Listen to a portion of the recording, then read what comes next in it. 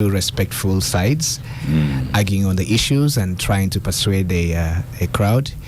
I think the entire country actually misses just that sort of debate. Yeah. Do you know we teach those things in school? You know, we teach them in P4, P5. They do a debate.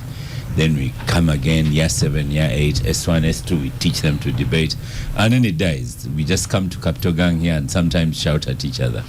You know, the last debate I participated in was in Bali. I was part of the support team for St. Peter's College, Tororo, which was my school, and the debate leader, now deceased, was Robert Kasango, who was a year ahead of me at St. Peter's, and we won that debate too. Congratulations, Mr. Benjamin Katana, the money man of NUP. You're most welcome to the Capital Gang once again. The money man without money. You know, I have brought newspapers of reports of how people are going to campaign for election and so on. And I see that NUP has declared that to get their seat free, picking nomination forms free, starting this free, doing this free, do this free. The only one party that has that category. So you can't say there's no money. You're the money man without money, since you're not collecting. NRM is going to emerge rich from this nomination exercise. Yeah, I think what you just narrated explains why I'm a money man without money. That if we are collecting that money, then you would rightly address me as money man. But we are not, and our decision is informed by many factors. The economic realities in our country, but also that we are trying to encourage a spirit of voluntarism in running of party activities. If you compared, I don't know if DP is collecting that money as well, but I don't think all the parties are collecting the money, but the NRM model is that, and they have their reasons for that. If you look at the salaries that the NRM people draw who run party offices, and then the people who run party offices in other parties, you'll see that still there is a big difference. So I think every organization basing on what it intends to do and its reading of the realities, it comes up with certain positions on certain matters. But for us, we believe that what qualifies one to serve is not necessarily the ability to pay, forms, but the ability to serve. Okay, we will discuss that on the program. Then Honorable Katuntu is on the way. He's been out of the country. Honorable Mbidde, whenever he's out of the country, he brings me a book. So just something for you to copy going forward. Much obliged. So I'm looking forward to his presence. Yes. And the book he's carrying. Much obliged. I am a person of books. Yes. Clearly, when I go to any country, there are things that I usually go for. The fact that I don't drink, right. I will look for their leaders, and I will definitely look for their books. That is usually what I do. Super. And no wonder it's then of course soon to be Dr. Mbidde. I will not tell anybody that I go to discotheques, but yeah, we won't tell it is very unlikely that I live without one. You want to get a better understanding of that particular society. We have a guest in the studio. He's Mr. Simon Rubanga Kene. I hope I've pronounced it right. Rubanga Kene. Yes, Rubanga Kene. Rubanga Kene. Okay. He's from Gulu. And a lawyer. He's seated in the NRM seat of Ofonopono. He's a young man, so I hope, Mr. Rubanga Kene, you live up to that seat. Yeah, sure. Thank you so much, Oscar. Yeah. I want to say hi to my colleagues. You move closer to the microphone. And to the listeners. This is my maiden appearance on Capital Gang, and I'm like the discussion. Yeah. For our third topic today, we wanted to speak about Balaalo and Acholi. So when I saw you coming in, I wondered, now, are things changing with Balaalo? Because you suddenly didn't look like a Mularo, you looked like Rubanga Kene. Yeah, sure. I'm not a Mularo, I'm an Acholi. Yeah, an Acholi, yes. Okay, that's going to be one of our discussions today. Star Cafe has served. Simon, you don't need to move with your chapati in the pocket. Star Cafe is safe. Even Honorable Mukasa Mbidde takes from Star Cafe. So enjoy the goodies. Let's begin with you, Angelo, who sometimes has a foot in the media world. What's happening in Kenya? Specifically, urban Kenya. You know, there was a big youth-led protest a year ago that upended Kenyan politics in a very big way. The street protests were violent. From Uganda here, you know, our embassy was torched. I think most people saw that. We still wonder why. There's a general sense, I think, that Uganda is a country that leads with bad examples. And you know, I've been talking about this in the past because, you know, when just to digress, when an agreement was made to put the oil pipeline through Kenya, a lot of the discussions involved part of this attitude. You know, when there's chaos in Kenya, especially like after 2007, 2008, Ugandan trucks, you know, the roads were blocked. There was an attempt to vandalize the railway. And because that's our main access to the sea, this relationship between Kenya and Uganda, which is sometimes, you know, turbulent, comes into play. But on the ground, you know, in judging by social media, you know, there are many accusations, many unfounded, that Uganda was somehow, you know, because of the attitude of the this is how Martha Karua put it. She's the former Justice Minister. Her statement on the current, on the anniversary of these protests, was that there has been democratic backsliding that touches all the East African countries.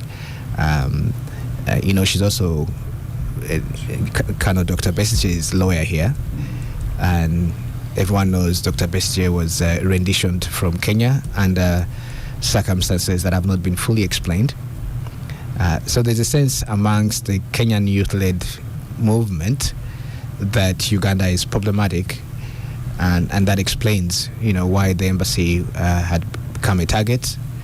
And this current anniversary has sort of split the Kenyan community and put the government on a back foot. It hasn't helped that it has been complicated by Kenya's default politics, you know, which is ethnic in nature. So the last I checked, you know, this morning, I understand maybe upwards of 19 people had died in the crackdown. Another 50 whose whereabouts have not been explained. The government position is that this is political in nature, involving their political opponents, and that there is some, you know, I think the Interior Minister said there is basically a coup attempt using the street. Now, if you draw back and think about it in terms of the past decade and a half, what is happening in Kenya has its roots in you know, the street protests that began in Tunisia, which were also, you know, based upon economic troubles, you know, and then caught fire in the rest of the Arab world, toppled the government in Egypt under Mubarak. You can also associate it with the walk to work protests here. All of those had to do with youth discontent, unemployment, inflationary pressures, economic hardships. And so I think the government will have to do a bit of social and political engineering to separate what an administration can do, like in this case, to provide for jobs in time and improve confidence in the economy, and separate those issues from being litigated violently and politically on the street, Oscar. And last week, excuse me, we had a discussion here because there'd been riots actually about a young man who'd died in police custody. Mm-hmm. Then a few days later, there was another young man shot at close range, and now it's the anniversary. So are they on a spark, just waiting to go? And I don't think so. The impression I get is that from a purely security point of view, especially these last protests, have been contained or are containable. So they are not of the character of like large-scale civil strife that led to the government of national unity in Kenya in 2008. These, I think, eventually will have to be resolved through the Kenyan elections that are upcoming. As you mentioned, a lot of the tension is in the urban centers. What has emerged, which is really interesting, and you can draw a parallel to Benjamin's party, is that there's a wave of political participation by young people who are basically identifying themselves as young people. And I haven't seen it yet, but I'm sure the phrase "people power" will soon be applied to some of the protest movements and their political agenda in Kenya. Yeah, Honorable Mukasa Mbidde. Yes, sir. What's your take on this unrest? Yes. First of all, when you are to look at Kenya now, it is extremely important to give it some kind of historical measure that make it a logical necessity to function the way it is functioning, what we usually call the faucet or ego of a matter. Where did it begin from?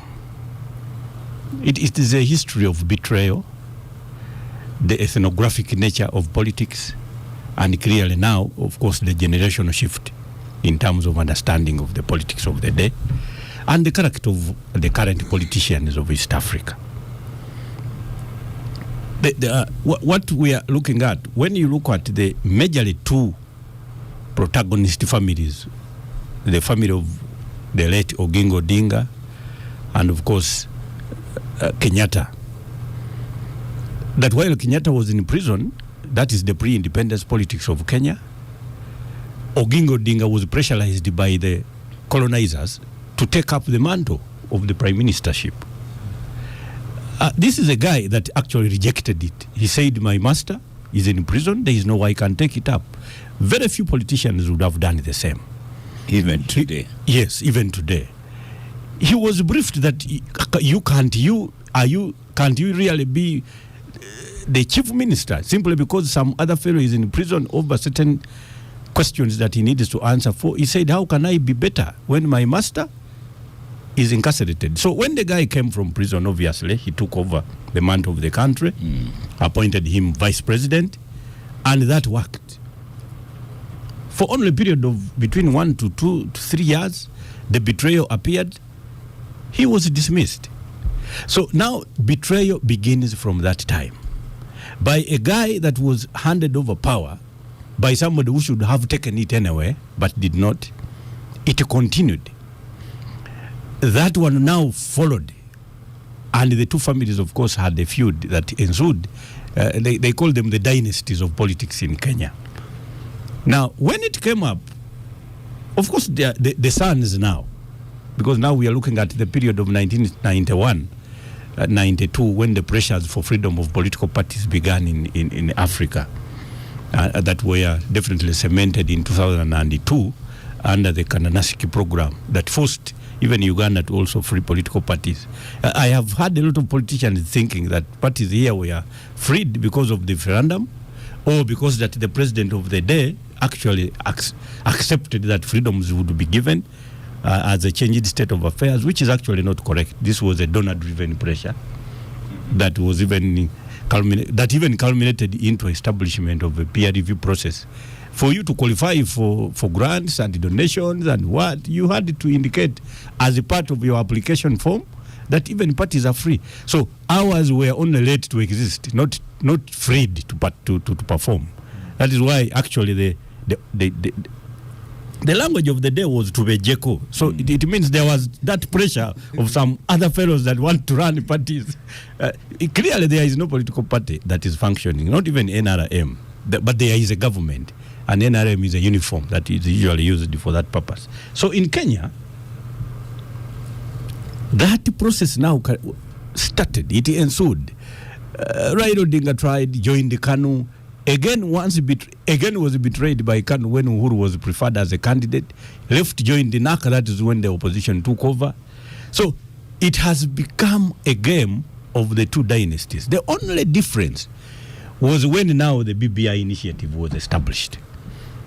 It looked like these young people, of course we call them young for all intents and purposes, it looked like now Uhuru and Raila Odinga were to amend historical betrayal to the extent that the Luo now would join hands with the Kikuyu and actually form government. In this last election? In the last election. President Ruto incidentally had run a campaign that was, first of all, in terms of campaign financing, it was the best. In terms of appeal to the Gen Zs, the young people, it was the best.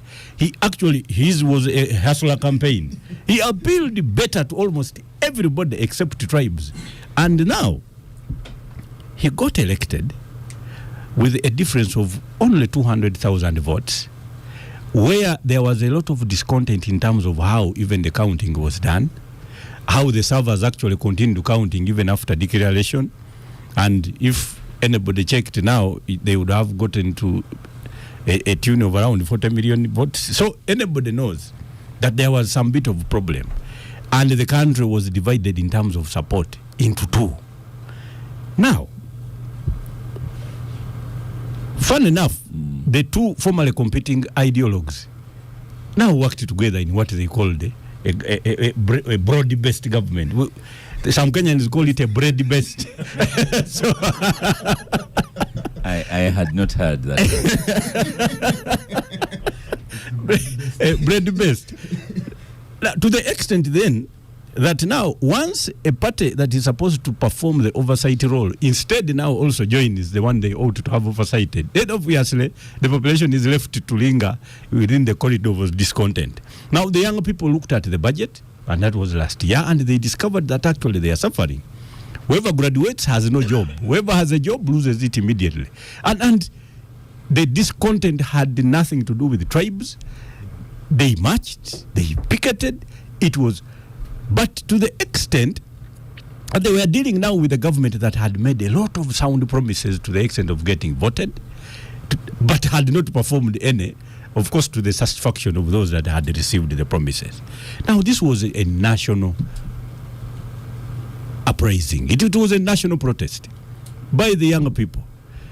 The young people that have no children to take care of, but they are feeling the pinch of the economy. Young people that wanted things done, including, of course, cancellation of the budget, which was done. But we are also looking at the legacy politicians that were also interested in establishing a one-term movement for Ruto. And that is a movement that was again punctuated by Ruto's design to impeach his deputy president, who had also worked. Betrayal also. He had worked so hard. They have got their own differences, but of course impeaching him was the first of its nature in their constitution, because of course he's different from the vice presidents of the past. He was impeached, camped in the mountains, choreographed a kind of support base against the current president, basing in the mountains. Then we are looking at other politicians also emerging. Matiang'i taking the Kisii, and of course Kalonzo also maintaining hold on the Kamba. We are looking at a president of Kenya that has lost grips. Now, this is the president has now retreated to the security circles for protection. He has engineered, because now even during these riots particularly, he has violated a court order that had stopped the state from stopping the media. A court order that actually was to the extent that if the police were to participate in the marching, they must be dressed, they could have to be identifiable. Instead, goons were sent, and of course a lot of information is now coming up that these were not goons, but these were some kind of makeshift security personnel that were sent to infiltrate the otherwise marching young protesters, cause chaos, maim, and of course choreograph a process that would later on lead to a banning of such systems from, of course, other governments used to use them as the tonton machutes. So I can tell you that we have a president that has lost it on the ground. He cannot claim that there is any tribe that is removing him. It is actually almost a national consensus that he needs to go. But of course, using now security to make sure that actually he has to stay. Yes, it is now a one-term movement. But of course, we are dealing with a problem that we are now looking at the United States that is no longer interested in what is happening in Africa for the time being, to the extent that impunity is also now on the increase in Africa, and now particularly the East African soil. There is that worry. The citizens now need to come up and also understand that it is they that must do. When they stop the media from doing live coverage of an event, that means the state itself now has conducted a war against transparency. So what does it want to do within the protest that the media should not cover? Now, those are the questions that now the population are asking. But these days, the media is late at covering. Social media is a giant. Yes. Yeah. So that is why now we are relying on social media that is actually being led by those that are unprofessional in terms of laying ground to what actually they must be telling us what is happening. But there is a problem in Kenya, and I think prayers are required in the circumstances. Yes. Benjamin Katana, and welcome to you, Joseph Otieno. I hope you listened last week intently as the president of the UPC was here in the studio. And he did say that your following is mostly in the media, and I told him I'll report him to you. So I have done my duty. That was very cheeky of Jimmy. But for the record, actually, he and his group officially declared me the president of the media. But that was within the first 2 years of his dilly-dallying elsewhere, until he and his group suddenly realized that the media is part of the Republic of Uganda. They're the fourth estate.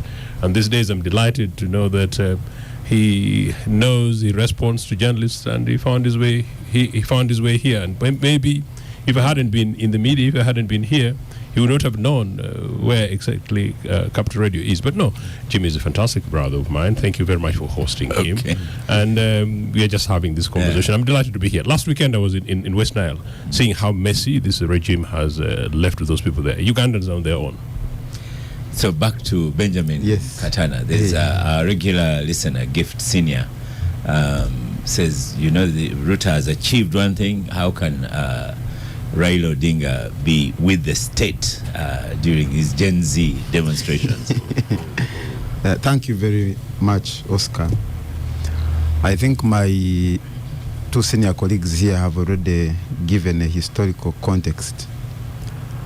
But to add is that the history of liberty is a history of pushback.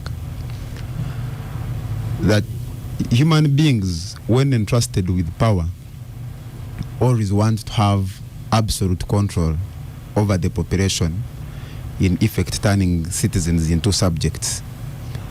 And most of the landmark events in history that have changed the trajectory have been birthed through struggle. when you look at the Ruto government in Kenya, it's a government, like my senior brother here has mentioned, has largely lost ground to govern. And what happens normally when a government loses the appeal, it results to, among other things, coercion. The example of the case of Albert Ajwang and others clearly show you that the Ruto administration have resorted to things that Kenyans had forgotten, especially after coming into force of the 2010 constitution. Abductions by people that do not even identify themselves as security personnel, unmarked cars, people dying in detention. These are things that are reminiscent of what happened at Nyayo House in the 90s under the administration of Moi. When Kenyans came together to make a constitution, what you would consider their consensus on how they should be governed, they chose never to see what they had witnessed in those years. But, I think Angelo quoted Martha Karua about the shrinking democratic space in Kenya. And I think what we have witnessed is an attempt by the citizens to push back against a regime that is largely becoming dictatorial. And I remember when Ruto was campaigning for president, on many occasions he said that Kenyans would never see a government that resorts to using state institutions to do politics. And I think in this one term that he's serving, he has gone against almost every word that he promised. And I don't think coercion is going to help, because the Kenyans have a history of pushing back. Under the Moi administration, you had protests from teachers, from other trade unions, pushing back against what they considered unjust policies of the day. The history of injustice is, and the history of struggle for liberty are like Siamese twins. The events in human history, even if you looked at things like Magna Carta that have given like the blueprint for constitutions and what have you, is a history of human beings fighting for their space. The British monarch at one time was also as autocratic as any monarchy that lived at that time. But people pushed back, glorious revolution and what have you. The freedom and liberty in the French society was as a result of pushing back. So what we are witnessing are citizens pushing back to reclaim their space. Of course, my senior colleagues have talked about politics, and you mentioned how the Interior Cabinet Secretary has been talking about an attempted coup. I think every government, when it is beleaguered, it resorts to, among other things, blackmail. At least in Kenya, they are not saying that the coup is being sponsored by imperialists, but that has been the choreography in Africa. Every time there is, and not just in Africa, even in other countries, America, when there is an argument they cannot win, they say these are communists. So in Africa, when the government of the day cannot win an argument, they say these are sponsored by imperialists. They are promoting foreign ideas, and I think the speech by the Cabinet Secretary Mokomen should be looked at in that context. That even if you chose to focus on what these Gen Zs are saying, if people are demonstrating against abductions, and abductions have taken place, there have been reports in the media. To make matters worse, we have seen a case where a young person comments on social media, criticizes police administration, he's arrested and killed in detention, and people rise up. So instead of addressing the problems, you are trying to find, it's true that political actors will always want to take advantage of circumstances. You've said criminal intent. Well, I'll come to that limb. But first of all, the political actors, Gachagua and the rest, Kalonzo and the rest, I'm sure if Ruto was also in opposition and there are people that are speaking against the ears of the day, he would want to take advantage of the weaknesses of the opponent. I think the Ruto administration needs to have an introspective. Many times when there is a problem, we always look for, we want to find it elsewhere except ourselves. I think it's a human weakness. Institutions many times also take on the human character. When there is a problem, instead of asking yourself, what have I done wrong, you want to focus on who is responsible for your problems, even when your own actions or inactions might be responsible for that. So I think governments in Africa generally, while globalization is under threat, there are things that have come with globalization like social media that are unstoppable.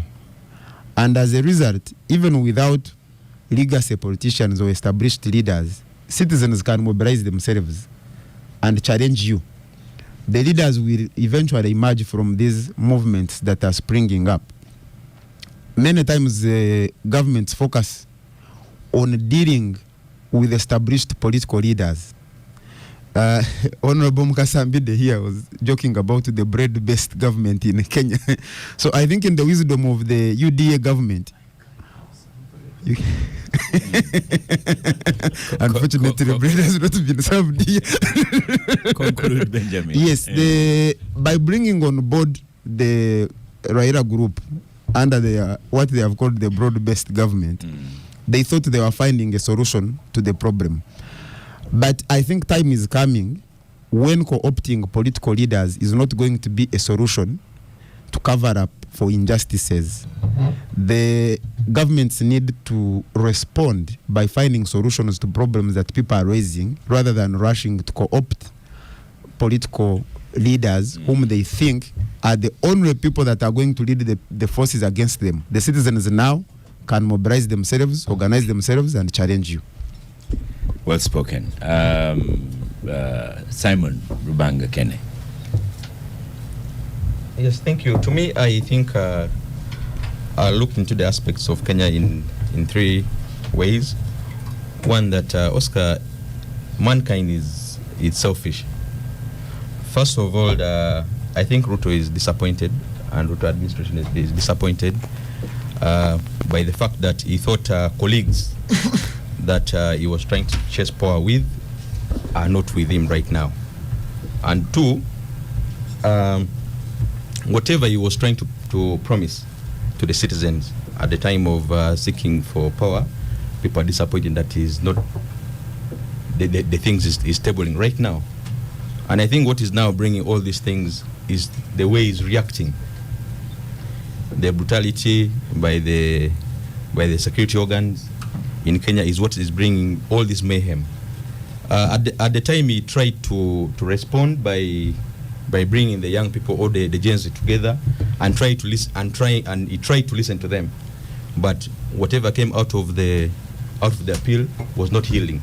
And I think that is the reason as to why these things are coming time and again. And I believe, to me, the Ruto administration is a bad business. It's a business gone wrong.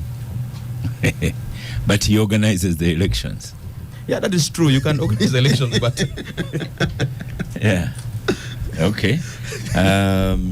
You know, Angelo, the problem with sometimes Capital Gang now, Simon is a young lawyer. He has two senior lawyers in front of him. Yes. No. I'm not intimidated, but it's just courtesy and respect. Right. Okay. So most welcome to Gang, Honorable Katuntu. Thank you very much. Yes, I forgot to tell you that the bypass, you need to give it a bit more time. I fell victim. Yeah, you need to give it more time. And you're a bit lucky the president wasn't moving. Because if he's moving, then you give it a lot of time. Yes. So have you been following events in Kenya? Oh, yes. I mean, an average politician would do that. Yeah, I have. And how will this end? We've had a discussion and so on, but Is there an end point? Yeah, but at the time of elections. Oh. Yeah. Don't imagine to end anywhere in between. You see, first of all, you need to look at the results of the last elections. It was more or less 50-50. If you are going to win a national election by 200,000 votes, it is a too close to call elections. And it is certainly not African that people concede defeat, especially the way that election was conducted. So it became contentious even after. The grievances were carried ahead. But Kenyan politics is such that every 5 years there is what we call an SPV, a special purpose vehicle, for purposes of elections. And then you see all these politicians running from this vehicle to the other and stationing themselves. Unfortunately for President William Ruto, he had a disagreement quite in the early hours of his regime with his main backer. It's not possible that he could have won that election if he didn't have his Gachagua on his side. And reason is, you see, when President Uhuru decided to back Raila, it meant that he would bring the block vote of the Kikuyu.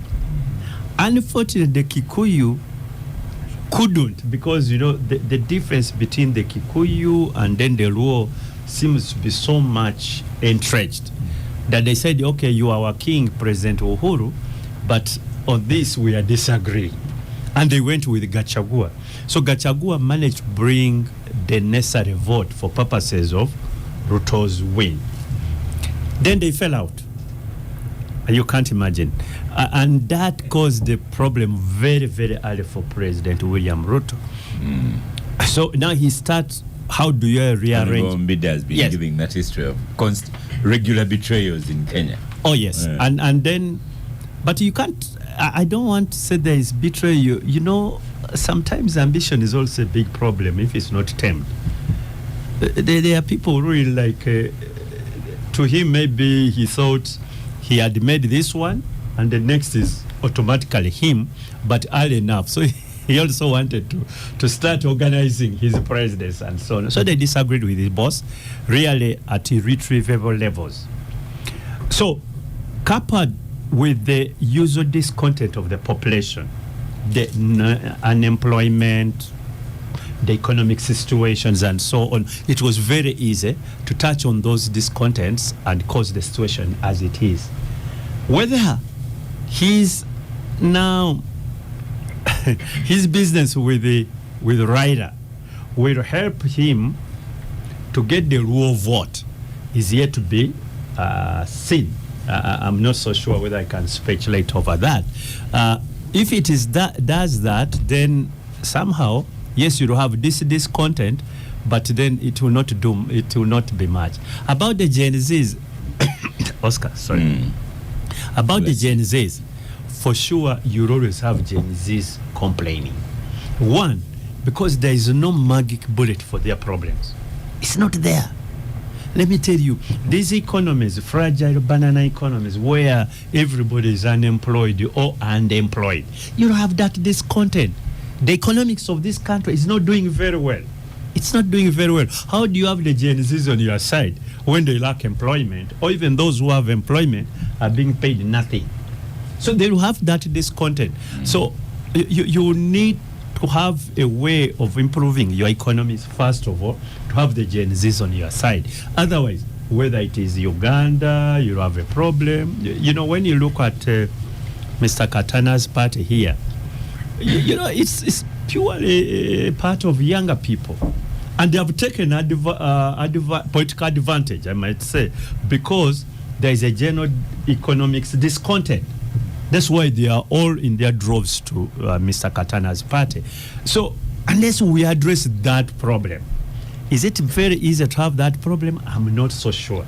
But as all leaders who are in power should always strive to make sure that your economy is doing well and there is some future there's some promise for the future of the younger people. Otherwise, the discontent, the riots, call it demonstration, though the Kenyan this time didn't, it wasn't a demonstration. It was pure riots. You know, thousands of business were really in 24 hours gone. Gone. By goons that are never listening. Gone. No, it was both. I don't want you to be a little bit biased. It was both the goons, but it was also both the rioters. So both of them were there when you analyze that situation. The Kenyan government did one thing, like many of these governments do. They also put in another group. They put in another group. They complemented. Yes. And then there are these ones also who have gone. You know, last time we had a little bit of riot and at KCC, I think a year or so ago. And I saw some guys who are rioting going for the policemen's daily rations. Yes, and this was purely Kaunga and Maragwe portion, but they went for it. So, but these are people who had come to demonstrate. So you have both groups which go in, and certainly the Nairobi economy must have been very, very much affected. Many guys have lost real businesses and livelihood. Yeah. Angelo, we don't have a lot of time with you this morning. What do you take from a discussion on the table? Are we theoretically Kenya or touching issues on the ground? The key difference between, I think, Uganda and Kenya, and Tanzania for that matter, is that in Uganda... You've thrown Tanzania in the mix? Yeah. Because, you know, the question you have to ask is why you haven't yet seen the sort of mass youth-led demonstrations / riots in Tanzania. And since when we are now trying to pick up lessons from the African experience, from the East African experience, it's worth looking at what the CCM as a political organization has managed in containing. It's not as if Tanzania doesn't have problems. They do, but the type of, you know, state society relations there are very different. I don't know how long that will last. There are now tensions we've seen with Chadema, but what Honorable Katuntu is saying, that a responsible administrations must, I think, prosecute the economy in a. But if you look at what Ruto's government did when the finance riots first started, their approach had been, okay, let's concede some ground, withdraw the law, engage proactively with young people and their representatives, and basically lead via dialogue. I think all of that has changed because of the usual ethnic politics of Kenya that has come in the way. There is room in a political system to lead the problems in the economy transparently, to prosecute it diligently, and I would say openly. Because what Honorable Katuntu is saying, that there is no magic bullet, is true. You cannot wave a wand and produce jobs for 2 million young people who are on the streets. But it also means that when you do take initiatives, whether it's in agriculture or logistics or transportation or the gig economy or the creative arts economy, that you should engage and consult widely. The idea of top-down politics, you know, where you speak from high and you expect, you know, things to work down at the bottom, I think those days are gone. Of course, that has now been complicated by instant access to what government officials are doing. You know, the difference between what they promise and what they're doing, you know, is a tweet away, a social media post away. So those are the circumstances. My hope is that honest government may not be lost. The opportunity for honest government may be sustained in these problems that are modern day problems. Here in Uganda, of course, we have perhaps even a much more, much more serious situation with youth unemployment. Kenyan economy is bigger, but our demographics is increasingly supplying the kind of pressure in our towns and cities that is unsustainable. You remember that sometime I was here, and I was saying that I read a report, a government of Uganda report, that said by 2040 the urban population of Uganda will be somewhere up in the upwards of 22 million. That's quite a statistic. So how do you approach this while being honest about your policies, honest about your capacity, honest about the engagement? I think that's where the challenge is, Oscar. And President Museveni responded to the question saying Gen Z should not be rioting over local grievances, but should be agitating for East African integration.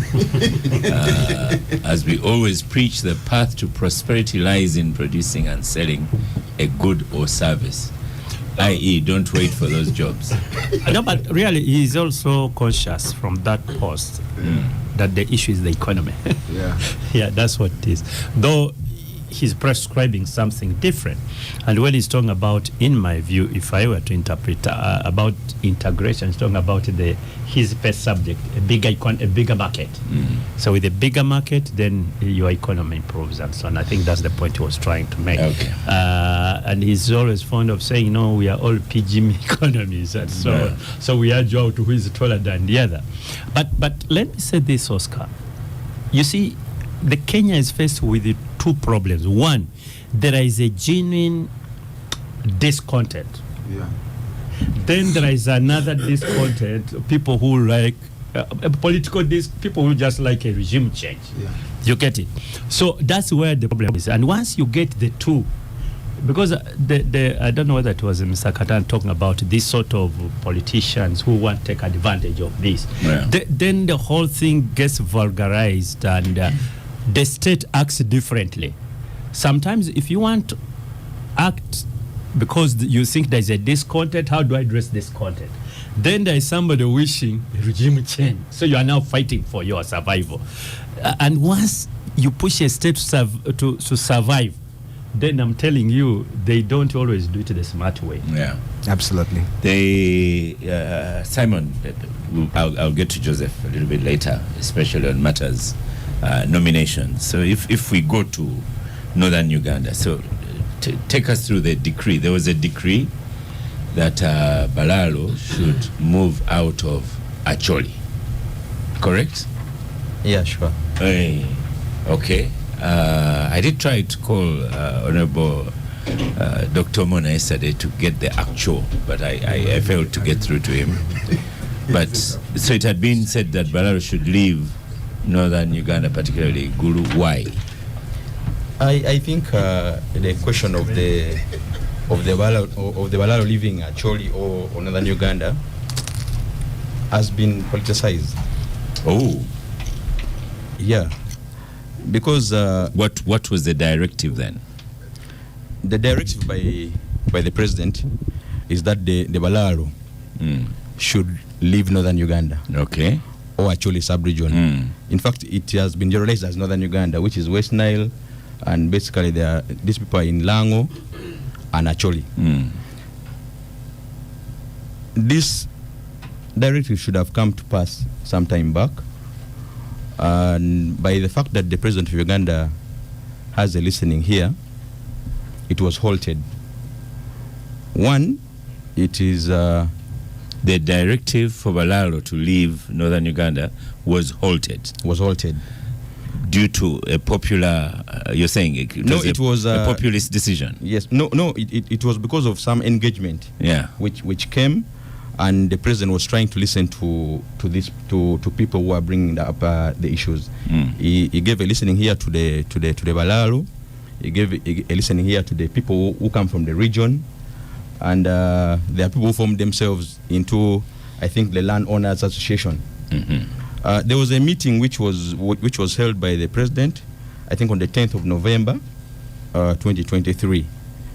And in that meeting, I think there were two teams. One which was led by General Charles Otema Awany, and the other team which was led by the Honorable Chief Justice Owindolo. In that meeting, they were trying to engage and to see how best they can handle the issue of the Balaalo in northern Uganda. So there was one side which says that there should be verification to see, because there were mayhems and people were crying. One side was saying these people are grabbing land and maybe they got this land illegally. Others are using force, using guns and other means to acquire this property. Then there was one side which was saying these people got land legally. Others bought. So in that conversation, stakeholders were having engagements with the president, and they had engagements with the president. But now what I don't know is what came out of the engagement.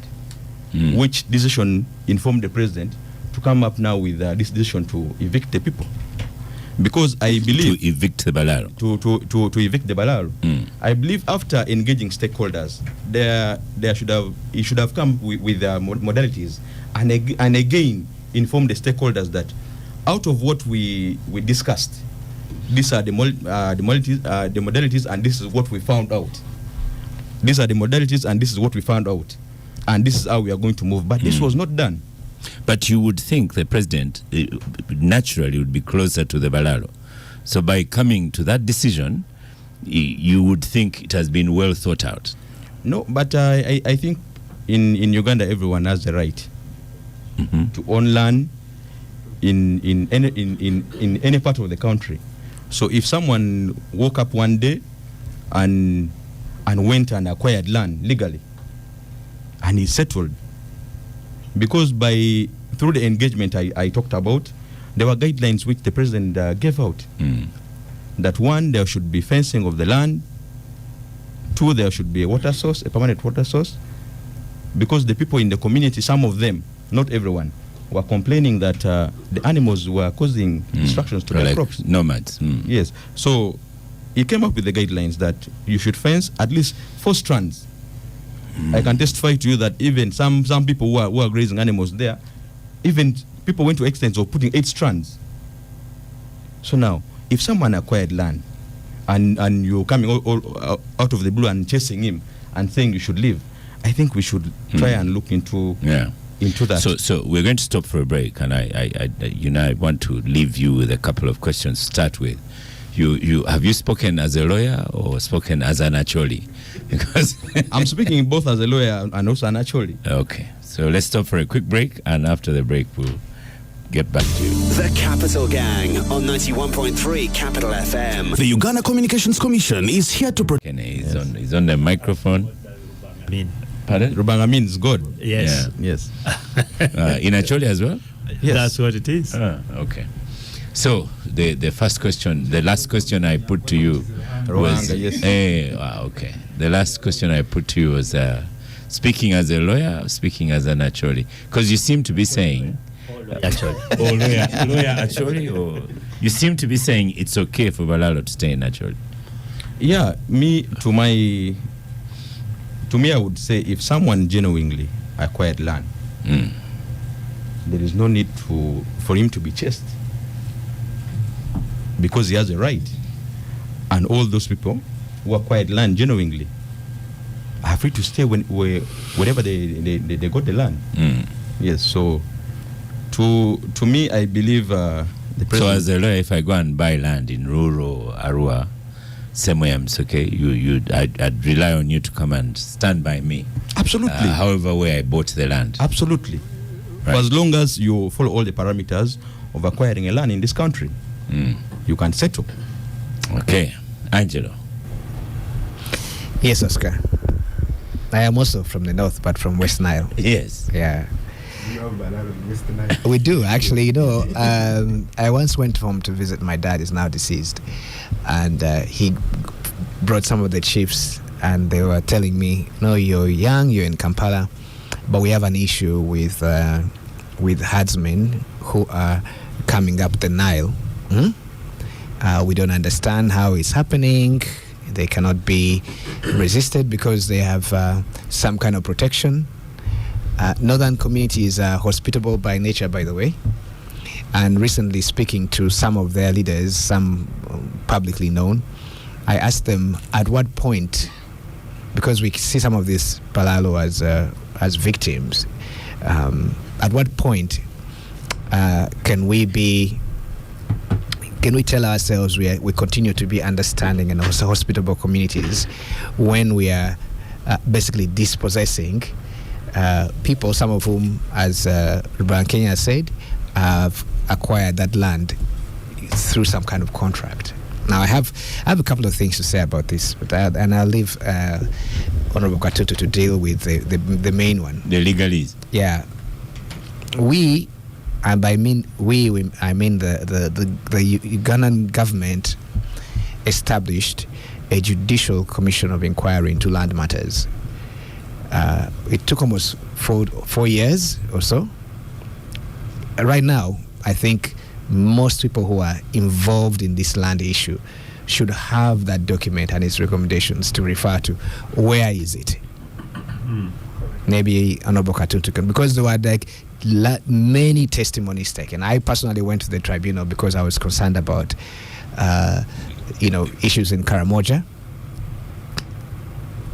That information, that analysis, cost us considerable amount of money. Why aren't we relying on that?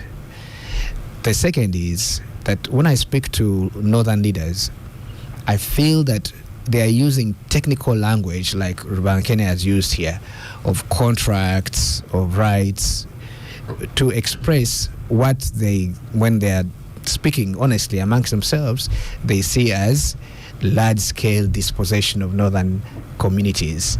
They look at the Balaalo as the front guard of an attempt to continue to keep northern Ugandan communities chained, this time to poverty. Remember that northern Uganda, and I will refer specifically to Lango and Acholi and West Nile, to where I come from, were one time leaders of Uganda. They supplied presidents, they dominated the army and the economy. A lot of that was lost in the last 30 years.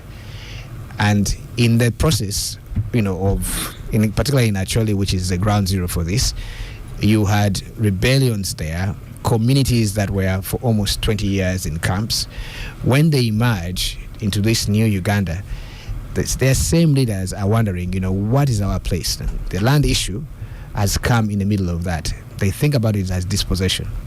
The third is that, these are, northern Uganda, Acholi and Lango particularly, were ranching communities.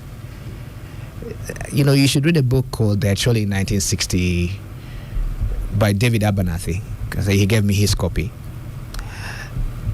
In the late 60s, Acholi District Administration, which was the entity that was running during the colonial times, and I mean the late 50s, had £8 million in savings.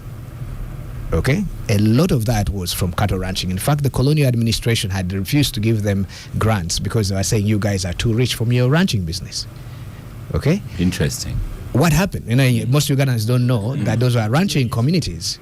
Okay? Those are ranching communities. I knew ranching community, but didn't know they were. They are ranching economies, yes. In fact, the plan, if you look at the 60s plans when Obote comes to government, his main focus was on the ranching economy. Now we talk about the government ranches. I had people saying, these government ranches were run by individuals. No.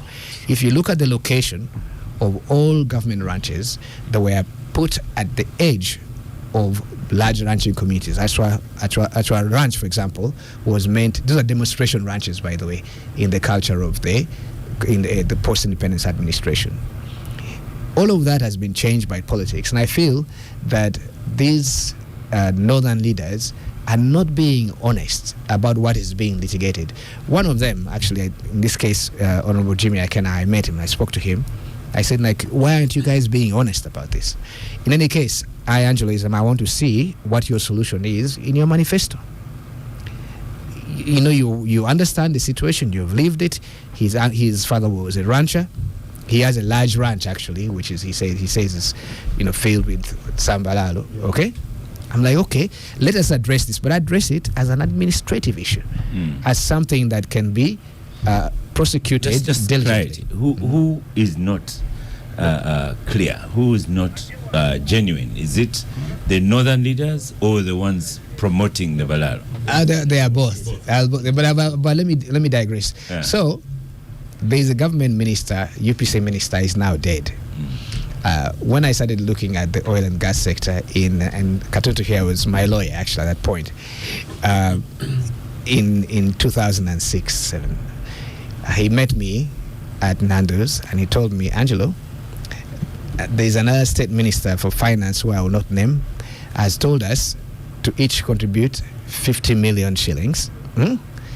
And we're going to spend this 50 million on cattle and cattle keeping people, and we're going to drive them into that Blisa Valley.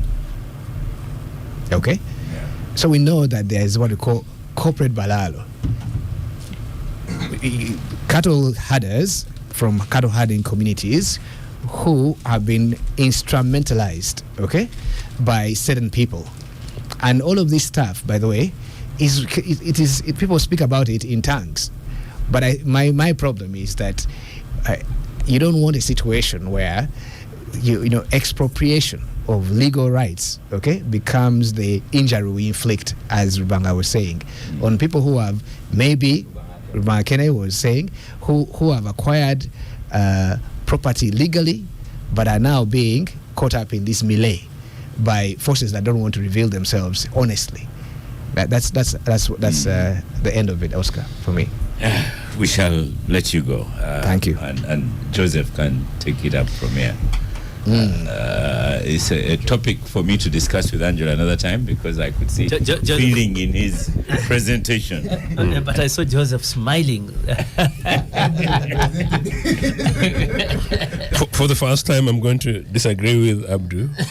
That smiling. That's the only thing I said. I was smiling at the specifics, but when it came to the detail, surprisingly, I am. By the way, Nora Oraga says that directive Simon Bagakene you mentioned was halted because of foot and mouth disease.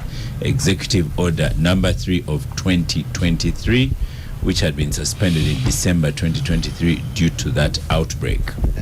May I just interrupt there? Actually, one of the issues that is emerging is that veterinary sciences will say, and it is true, that there are herds in the north now that are infected, okay, that this order is going to just take, if you drive this cattle down south or down east, okay, en masse, you're going to cause a real crisis of cattle diseases. And this was told to me by Jimmy Akena. And it was one of the things I told him, why don't you go ahead and raise, because these are like the actual issues of the cattle economy, not these politics of the election. Right. Joseph. I think this is one of the most emotive issues for me, and because Angelo has been quite deep about it and quite precise, and because Abdu has got a detailed legal perspective, I'll be slightly general and trying to detach myself from the motive quality of it. The truth is this, that this Balaalo thing is not a coincidence, and there were nuances from Angelo. I had a debate with a number of leaders, one of whom is actually a northern leader with a contradicting interest on this matters midweek. And part of the conversation was that, look, today we are talking about this Balaalo element, and whereas we've talked generalities, and whereas it has been quite exciting to enlighten Ugandans that Lango and Acholi have been traditional cattle keeping communities in a huge way. We haven't mentioned Teso, nor have we reminded ourselves of Karamoja, where we have issues of land, grazing and water, but the response is to give them mabatis and goats and instruct them to change their ways of living, and those mabatis and goats don't actually arrive. Some of them end up, miraculously in some important people's, garages further south. Number three, that these communities, instead of encouraging them and enabling them within their own communities to continue with the processes, part of the instruction is that we create legislation, in this case specifically designed to try civilians in military courts. And the best example is that those terrible, difficult Karamojong, rather than dealing with the underlying issues. But number four, and importantly, I was a witness to the Karamojong of the South, disenfranchising Teso and Lango of Katru. And this is something that happened around Soroti as early as 1987, where Katru from the north was being drawn south in the name of Karamojong of the South. These are issues, as Angelo says, Ugandans predominantly know this. People don't like to talk about the things on the microphones in the open. And my concern is that we are fudging big issues, fudging nuances, fudging almost an apparent political narrative, some of which possibly I also opt to leave off air. That the design of NRM, the way they came to distort the political economy of the Republic of Uganda from really their struggles in Luweero, including the fact that we can't forget that as Simon is talking about dispossessing people, I hope, Simon, you also know that in Luweero in the early 80s, there were communities that were deliberately chased from their lands and properties in Luweero as something that Milton Obote calls actually, in part, genocide, because there were targeted communities there. These are things that have never been discussed, So instead of actually us addressing these, we are trying to wrap it up. Sometimes when you're making a good point, then you throw in Milton Obote, then the point goes somewhere. To me, that's the biggest point. I sort of know that, but in a way that is also part of the problem. That I think Ugandans for some that we are displaced to our by that war. No. Actually, no. The Balaalo, for the record, no. It was northern, eastern, and western communities. Yes. In fact, the Balaalo were the community that remained as part of that, and it was a deliberate move. And the reason why I say that is that actually the Balaalo went substantially support NRA, and some of those Balaalo, in quote, are the Balaalo who moved from refugee camps and refugees who who are not necessarily possibly Balaalo, and then link it to the Balaalo who are actually now non-Ugandan Balaalo, because what I'm going to say, some of the current Balaalo, and that's why Angelo's report is very important, and I just want to make it a brief thing, some of the Balaalo currently in northern Uganda are allegedly people who had been chased from Tanzania. How did they enter the Republic of Uganda? How did they find their way via Isinjiro to Kampala to the other end of the river? We do not know. Acholi and Lango and Teso and West Nile are post-conflict communities. Political leaders, across the political divide, political leaders need to be able to address post-conflict situations rather than finding victims of which you said that, well, you cheek, you don't know how to look after your family, we'll come and help sort you out and show you how to do it. There is something criminal. There's something criminal, and there is something that the state knows. And Mr. Museveni is later, Simon, Mr. Museveni is playing smart. He knows more than what he's saying in that letter. He's basically being more sensible. Calling it unconscionable. But pause there for a second. Yes, thank you. Nora Waraga again says, even Angelo is speaking in tongues. On the Balaalo saga, President Museveni is on the right side of the law of the land and the right side of a leader's moral compass. It is the right decision to ban and criminalize free-ranging livestock, large herds of animals, and in an area in which majority residents are of smallholder sedentary farming households.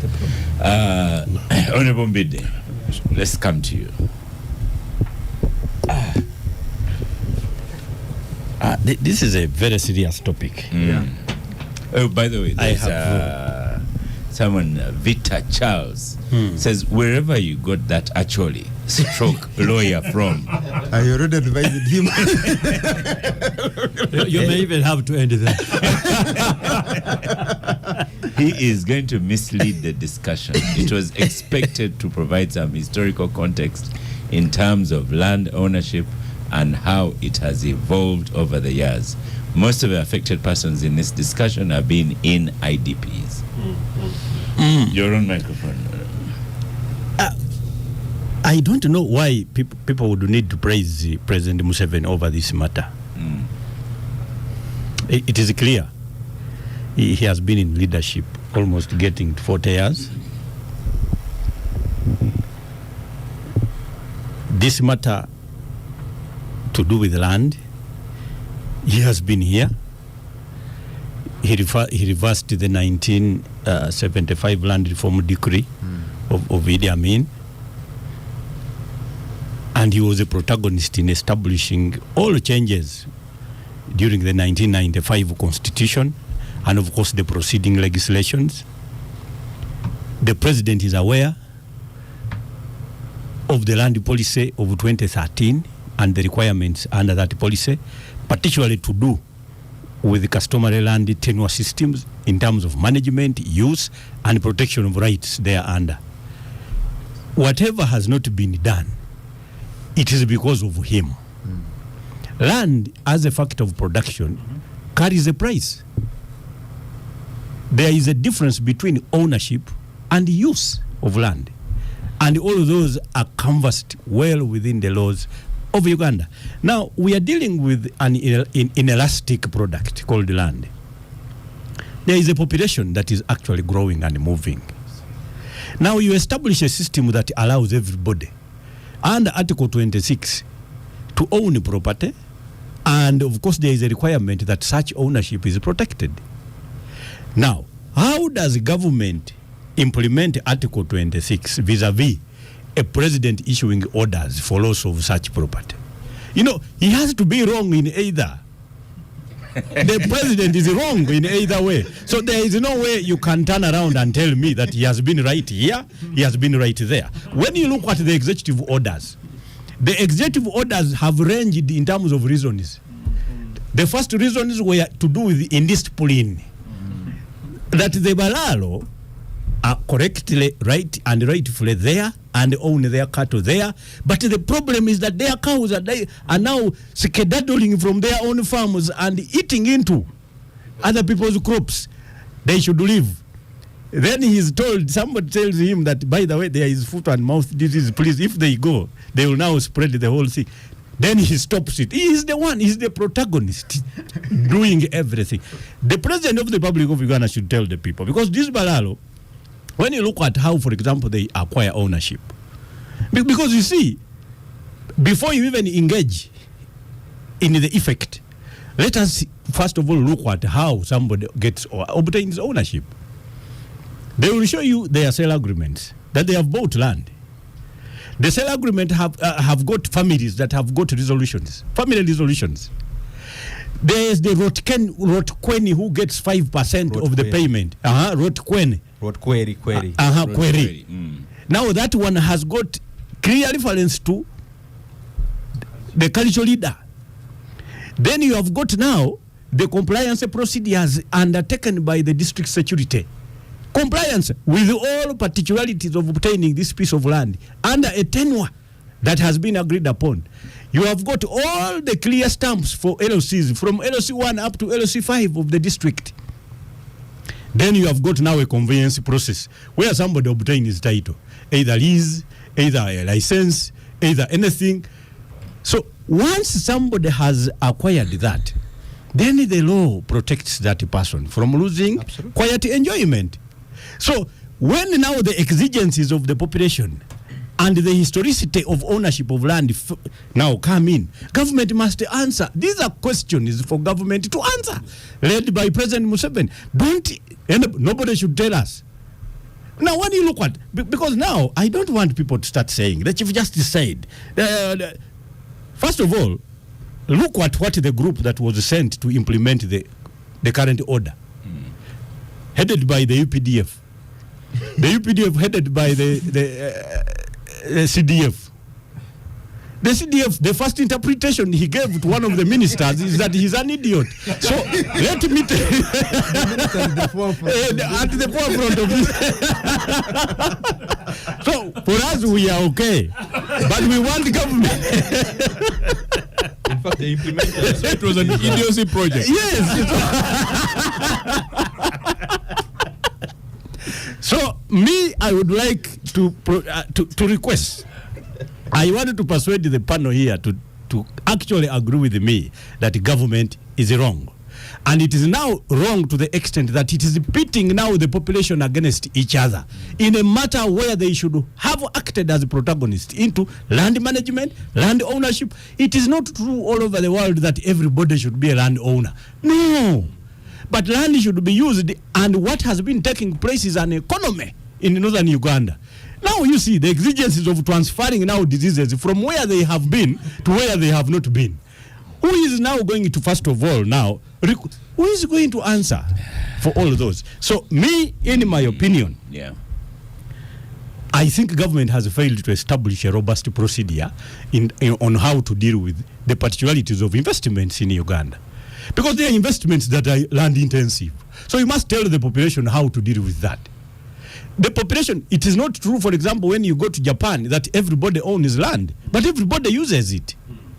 And there must be somebody earning from the use of such land, because that person is actually a privileged owner of such a piece of land. Honorable Mukasa Mbidde, yes. Pause there, and we go to Benjamin Katana. Thank you. I'm not even sure what question to ask you. The question is already asked. Right. Thank you very much, Oscar. But go to the microphone. Yeah, I think the starting point is that this nomenclature, Balaalo, was coined here in Uganda to make reference to people whose vacation was to herd cattle for some people. But now, it has taken many dimensions, including identity. That even Benjamin, who is an aristocrat 10 generations, by virtue of his ethnic identity and appearance, yes, is referred to as a Mraro. And so when you're having a conversation about the question of Balaalo in northern Uganda, it is important that we look at all these aspects. The other important aspect is that those herdsmen have lived in most of these communities even pre-1986. The other day I was on a talk show with Honorable Jimmy Aken, and he agreed that there were Balaalo in Lango, in Acholi, everywhere, many years ago.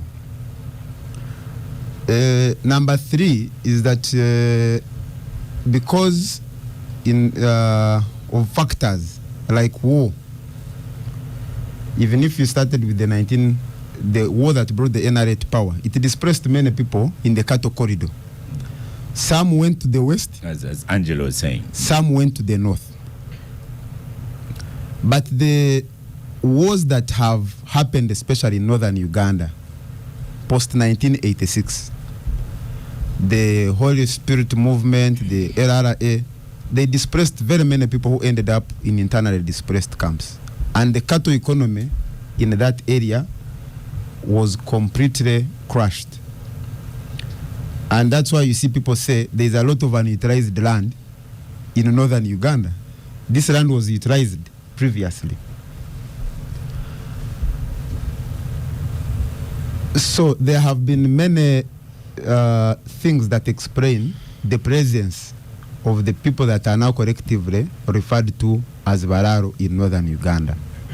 There have also been questions of citizenship. Honorable Mukasa Mbidde here is always talking about issues of citizenship. I also have strong interest in citizenship, whereas a person who has done that job before, but also in my academics I've also studied about citizenship. My thesis on master's is on citizenship and statelessness.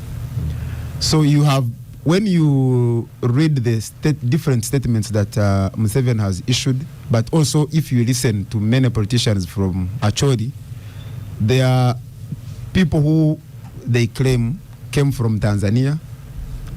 There are people who they claim came from Rwanda, and people who came from DRC. The cattle keepers, especially on this continent of Africa, have for a long time now have a very outdated practice of nomadism. You have the Fulani moving from Nigeria, Cameroon, and even reaching Congo.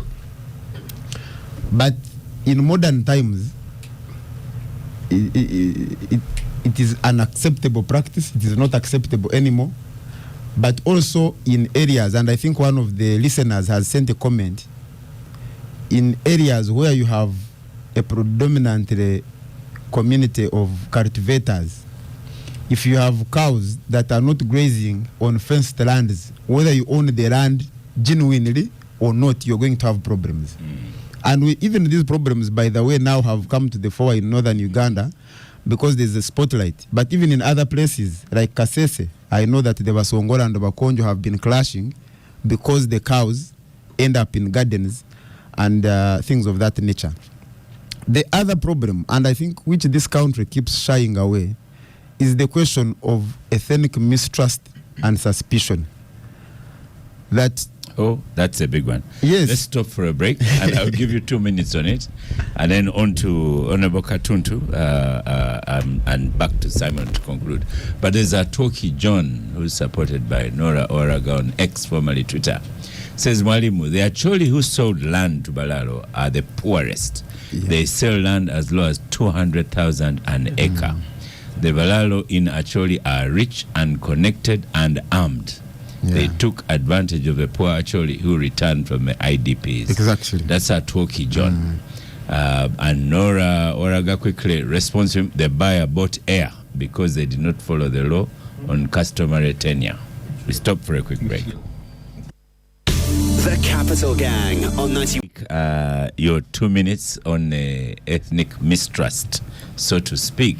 Yeah, so Ugandans...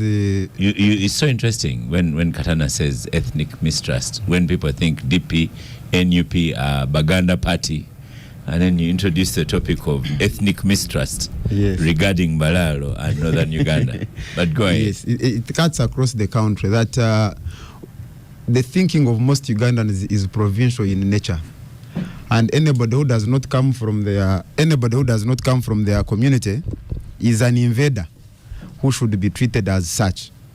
If it normally happens in campaigns, it happens everywhere. And you have just mentioned when you are saying that, that's why you see, for example, if you are a Katan and you are in NUP, people will say, Nayono, awageratia NUP. How can this one support NUP? Not because of any other factor, but because of my identity. And so that conversation, we always sweep it under the carpet because maybe people think it's inappropriate to have, but I think we need to have it conclusively and comprehensively so that we are able to move on as a country now that we must live together. This morning you were having a chat with Joseph Otieno because Joseph will accuse you of infiltrating NUP to also take it away. The joke.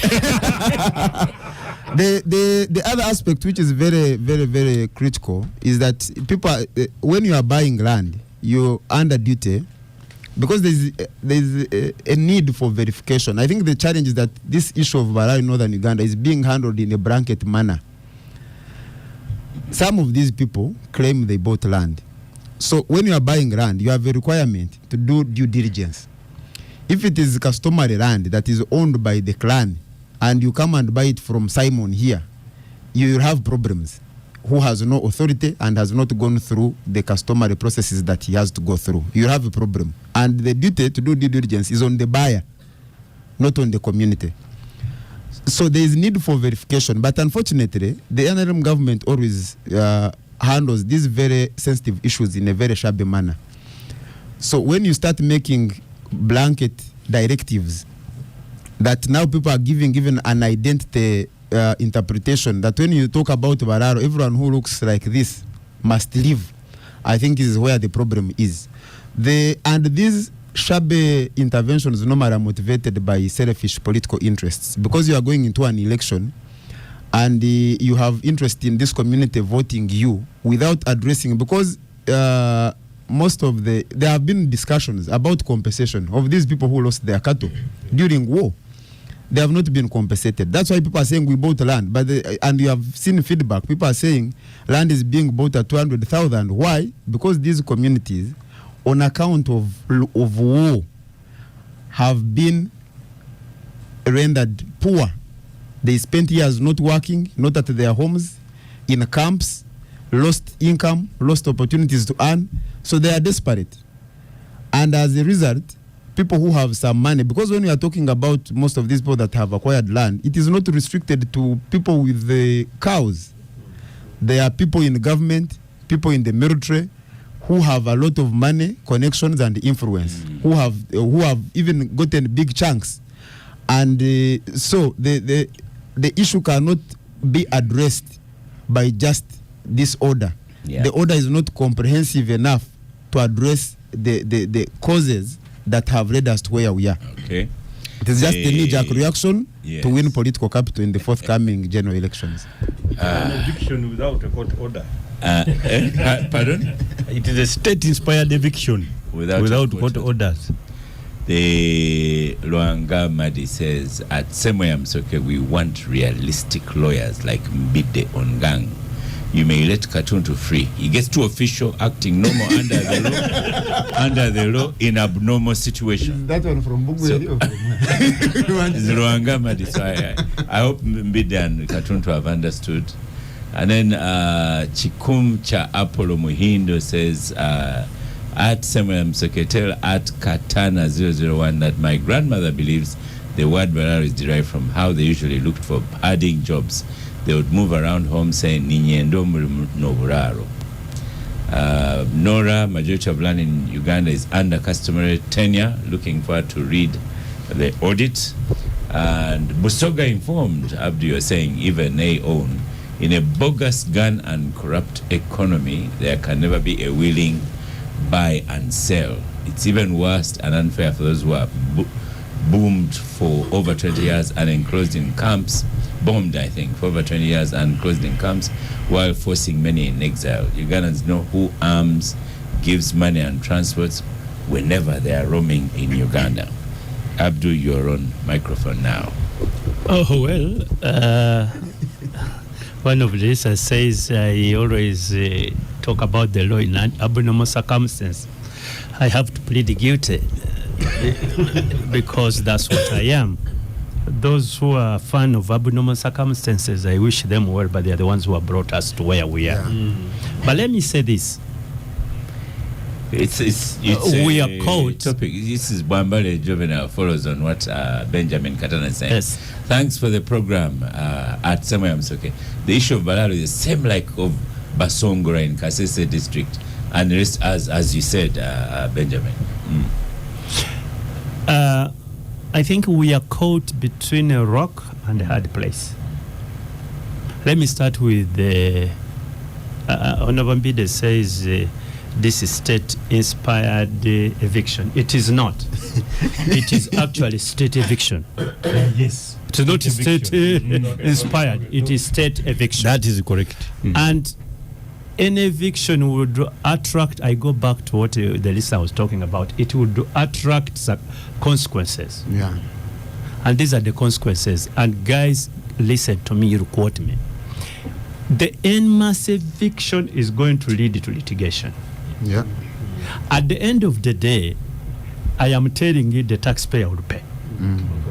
The taxpayer, and is not going to pay millions, is going to pay billions. As the day follows the night, don't even, let me tell you, don't even have any doubt that the state does something which is illegal, but politically common sense, and eventually they call even a Musomesa like Oscar, your taxes are going to be used to pay these people. Because some of them legitimately acquired the land. They did, legitimately. Now, whether you are legitimate, nobody is investigating that. It is all en masse. So really, to me, it was more of a political astute decision, but not legally tenable. But having said that, Oscar and Honorable Mbidde talked about, but has been my pet subject. Uganda today is 240 thousand square kilometers. It is going to remain the same. The population, we are now 40 something million. 20, 30, 50 years today, you could even be 100 million. But the land is going to remain the same. So conflict over land can only go on the rise. And who are the people planning for us? this increasing population, how we are going to own and utilize it.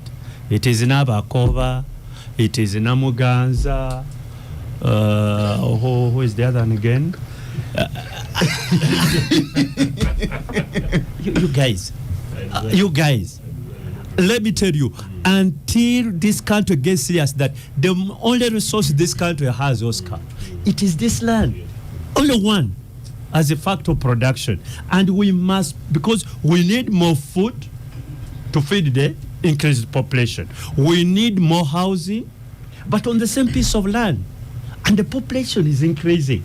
So until we really plan for this land, we are going to have these problems. Having said that, let me go to the historical perspective. You see, let us look at the land tenure system of the North. Land is owned communally, customary, predominantly, customary tenure. Now, you have another group coming in, and they are not going to go for the customary tenure ownership. To them now, it is private, individual ownership. So they get land which was communally owned by families, by clans, by tribes, and now they own it individually. You are going to have a clash. Absolutely. And this is common sense. Who is thinking for this country, Oscar? Common sense. You are having people who are coming in, but they are coming to an area where they own land communally, really majorly. But now you go in, and you are now owning this particular land individually. Are you going to clash with the communities? Yes. Matters are not helped, Oscar, that after the war, and many of these people had been in IDPs, the economy was not doing well, and they survived. So land was cheap, and still remains cheap. And when we go in, we pay. And because of the situation they are in, they accept. So the political decision should have been at that time sensitize the people on what to sell, but once they have sold, there are rights that have been acquired. And let me tell you, we have that ethnicity problem. Some of us, yes, I'm a proud Musoga, yes, but that's where it ends. That's where it ends. We now have tribal arrogance. This is us actually. This is us Balaalo. This is us Matwezi. This is us this is. So you do a tribal dance and that's it. You move on. Yes, you see, it's terrible. It's terrible. And unless we sort of outgrow this ethnicity arrogance and stop thinking petty. Yes, we are going to have this problem. A question in law. Sure. Again from the listener Nora Oraga. Majority of land in Uganda is under customary tenure, meaning de facto that the majority of land in Uganda is owned by use rights. And this is what has protected our land from transnational corporate land grabbing. So Mbidde is simply confusing the confuser. No, we seem to have the same idea with the Waraga, but differently. She's using it differently. To me, I'm saying, yes, majorly the land is owned customarily and communal, but somehow we are moving away from that to individual ownership to have land titled, because families are increasingly getting titles over their land and so on. But it can't just happen to done tomorrow. You own this, you'll have a conflict, and that's what is happening in the North. Because some of these leaders will say this land belongs to the whatever clan it is. Then tomorrow they see Abdul Katun having 3 square miles, and this is my land. And the community is looking at it as formerly our land. So it is no longer our land, it is my land. Yes. And the president, I think he makes a very, very big mistake. A very, very big mistake in my view. Just to condemn these people and say, you go away. I think he has not addressed the problem. He has really not addressed the problem. We need to look at it differently. And Oscar, you believe me, conflict over land is going to be on the increase. I'll give you an example. And maybe this formed the basis of the president's decision. It was not legal. In Uganda, one of the reasons the president didn't do well was Chibataka. I don't know whether you heard about Chibataka in Uganda. And it was basically about the same. That there are these people who have got money, they have come and they're evicting us. money and power. Yes. So it is a real question, but you don't sort it out by evicting people who, first of all, some are Ugandans. And and who is a Mulalo? Is a Mulalo tribal? Or if Katuntu has a southern cows? It is just like Kasita. I become a Mulalo. So really, this ethnicity is not good for our country. Simon, 2 minutes to conclude, because I want to talk about nominations. Yeah. Beginning with you, Honorable Mbidde. I think in conclusion to this Balaalo question, in northern Uganda, I think the president and maybe his advisors, and I think I would say the Attorney General, who is the legal advisor to the state, is that this thing should have been worked out in a more logical manner. That first, if you have issues of identity, that there are questions of who are the Balaalo, are they Ugandans, are they non-Ugandans, then and the procedures and how they acquired the land. Is it legal or they acquired the land illegally? I think they should have come with modalities. And this is my opinion, that there should have been verification first before you blatantly and chasing people and everyone and saying, if you're a Mulalo, if you have cows, leave northern Uganda. There should have been a verification. So who is this Mulalo? Any herdsman? Any herdsman. Or any tribe? Who is not an Acholi? That's the issue right now. So if it's cartoon, right now, I'm asking, and I want to understand, because real it's about me getting some more information. If I am cartoon from Idudi, I bought some land and 400 acres in Peche, and I put animals. Peche doesn't have 400 acres right now. Okay. 1 acre. And I have 400 animals there. Am I a Mulalo or not? On your side. And no, what I'm saying right now, if you're in that status, yes, right now the status as per now, yes, you're a Mulalo. I'm a Mulalo. Yes, and you should live at northern Uganda. Right. And so my position is, and then where is this country called Uganda? That your position that at least the people who talk to Tata Moos should really be able to really advise him that we shouldn't take this position. There should at least be a verification first to establish whether someone is a Ugandan or passes the parameter of acquiring land where they have gotten the land. Okay. Thank you. It's a topic we shall revisit, and I'll invite some more people.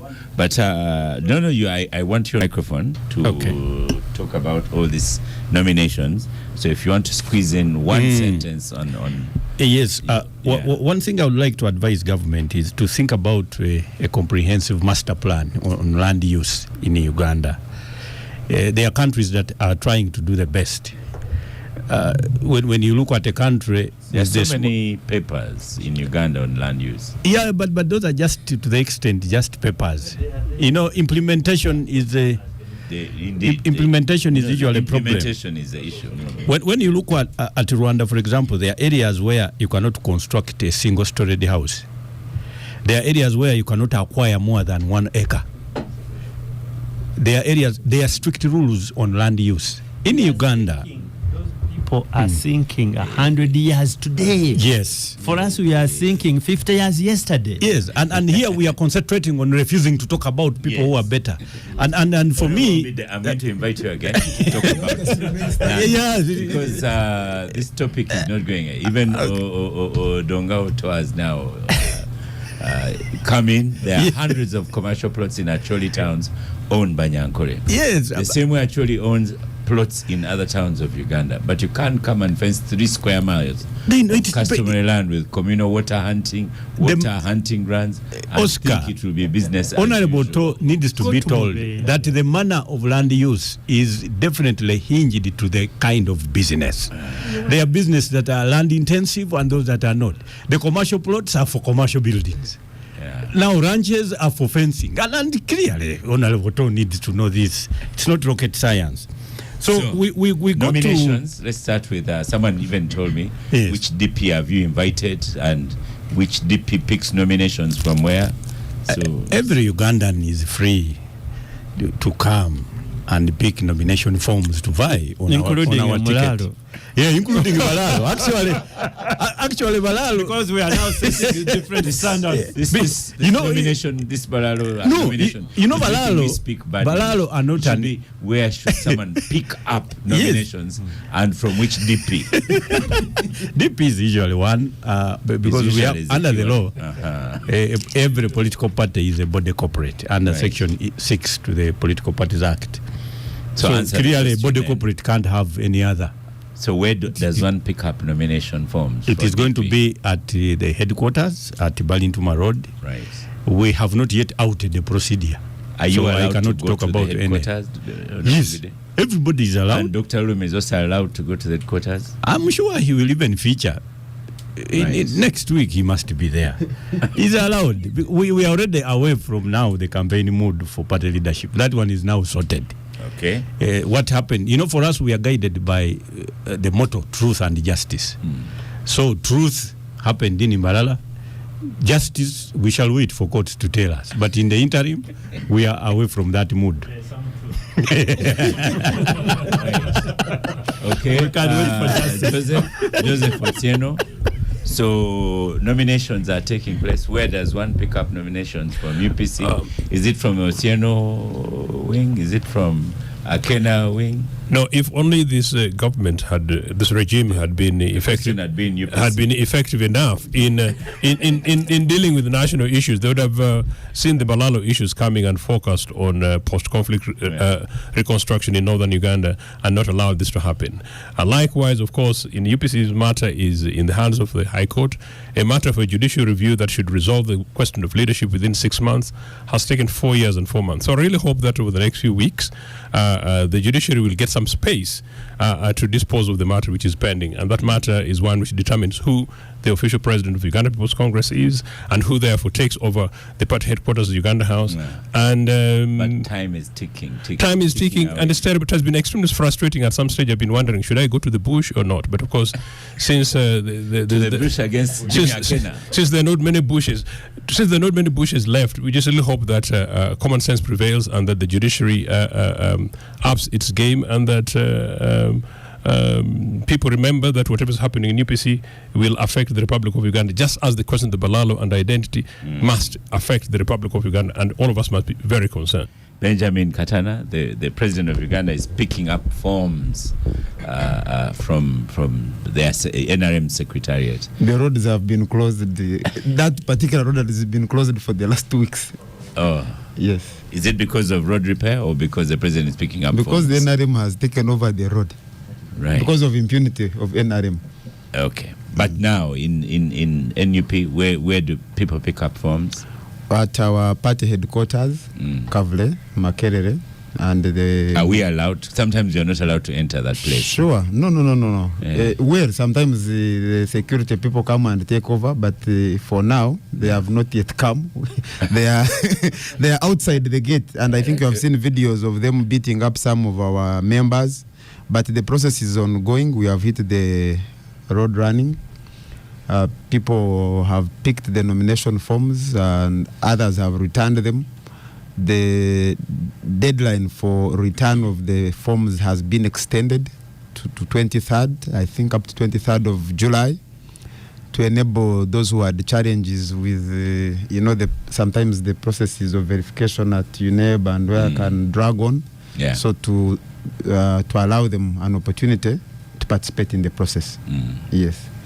And Simon, are you going to pick up forms?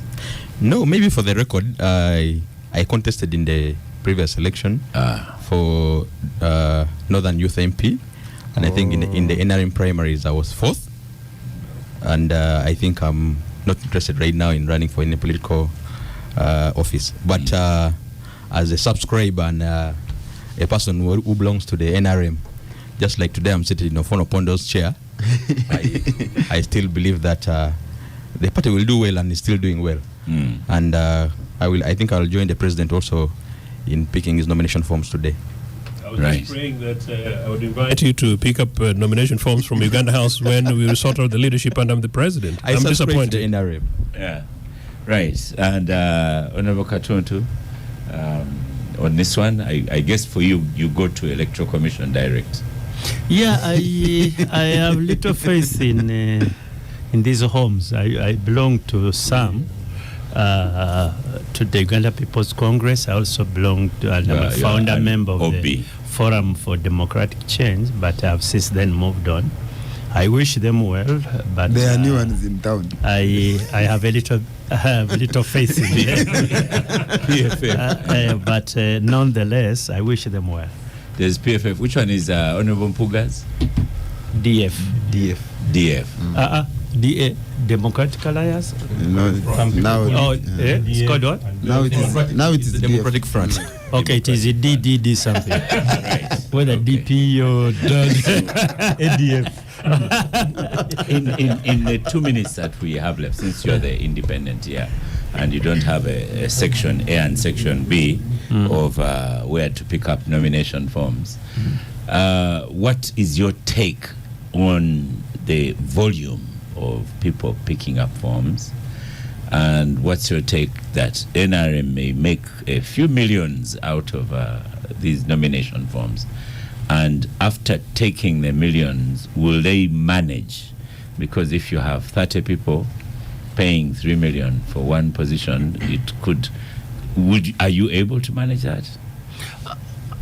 First of all, NRM, you need to congratulate them. I think they are not making a few millions; they are making tons of it. But in my view, I'm not so sure. But what I think is that they wanted to sieve, because what happens that every 5 years, Ugandans now think their jobs are available, and everybody is coming to look for a job. So, and it explains the people seeking for these offices. Matters are not helped when people say, you know, if you're a member of parliament, you get tons of it and so on. So people say, let me give it a go. If I can gain blah, blah, blah, blah bit, and somehow if I'm lucky and I'm elected, then I become rich because I'll be earning that matter. They'll reach there and they'll be surprised that maybe now an MP has turned out to be as rich as they've been thinking. But it is because in Uganda today, Oscar, politics is less service. Those who think about serving are very few. People think you go there, you get this job, and you have security of tenure for 5 years, and then you see what happens after that. So the volume of people coming, the many people coming to look for tickets from the parties and those who come as independents is because increasingly political positions have become jobs. It's no longer about a service. And that's why even the institution I sit in, we are 500 something. But if you see people who participate in parliamentary proceedings, I've sat there for many years. If we are more than 50, we are between 50 and 100, really. People who will address our mind to serious issues and have an opinion. The rest have arrived. Yeah.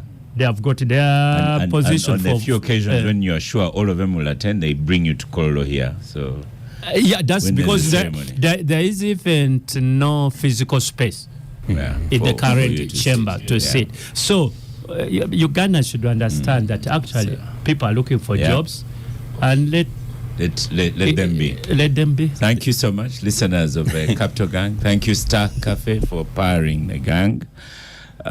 These are topics I'd wish to continue, so keep posting on X so that we understand more this conflict of Balaalo.